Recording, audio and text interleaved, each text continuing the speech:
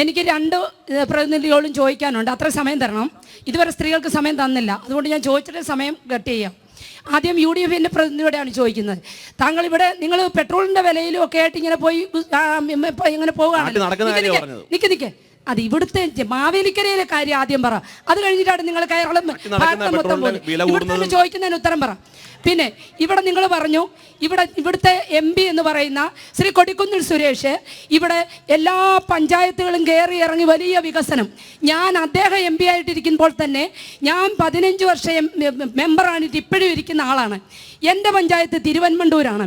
1 രൂപയുടെ വർക്ക് ഈ 15 വർഷക്കാലം ഈ MP ചെയ്തിട്ടുണ്ടെങ്കിൽ ഞാനൊരു സമ്മാനം നിങ്ങൾ ഈ പ്രതിനിധിക്ക് ഞാൻ തരും.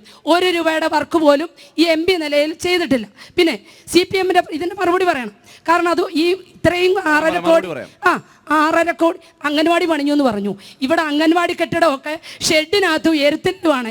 ഈ MP മാരൊക്കെ തെക്കോട്ടും വടക്കോട്ടും പോകുമ്പം അംഗൻവാടിയിലെ പാവം കുട്ടി, ഞാൻ അംഗൻവാടി ടീച്ചറും കൂടെ, ഷെഡിനകത്തിൽ ഞാൻ പല പ്രാവശ്യം MP കണ്ടിട്ടുണ്ട്. ഇന്ന് വരെ 1 രൂപയുടെ ഈ ഇത്രയല്ല പറയട്ടെ നിങ്ങൾ തന്നെ അങ്ങ് സംസാരിക്കാനല്ല, ഞങ്ങൾക്കും അവസരമുണ്ട്. അംഗൻവാടി കെട്ടിടങ്ങൾ നിങ്ങളുടെ MP പോയി നോക്കാൻ പറയണം. എരുത്തിനകത്താണ് അംഗൻവാടി കെട്ടിടങ്ങൾ. ഇങ്ങനെ 15 വർഷം ഇരുന്നിട്ട് എന്ത് സാധിച്ചു? ഒന്നും സാധിച്ചില്ല. അപ്പോൾ ഈ വികസനം ഒന്നും പറയരുത്. അതുപോലെ തന്നെ ഒരു CPMൻ്റെ പ്രതിയോട് ഞാൻ ചോദിക്കുന്നത്, ഇവിടെ നിങ്ങൾ കഴിഞ്ഞ ഈ ലൈഫിൻ്റെ വീടെന്ന് പറഞ്ഞു, ഈ 15 വർഷക്കാലം തൊട്ട് ഈ എത്ര വീടുകൾ നിങ്ങൾ കൊടുത്തു?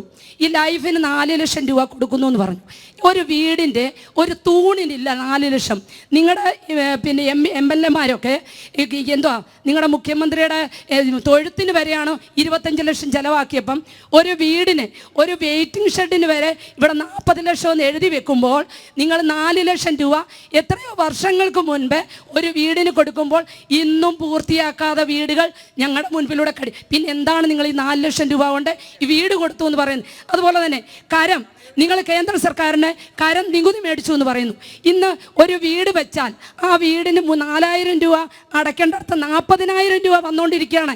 കരം മുഴുവൻ എൻ്റെ വാർഡിലെ 45 വീടുകൾക്ക് 25-30 കൊല്ലമായ വീടുകൾക്ക് കരവിടാനായിട്ട് വീണ്ടും വന്നിരിക്കുക.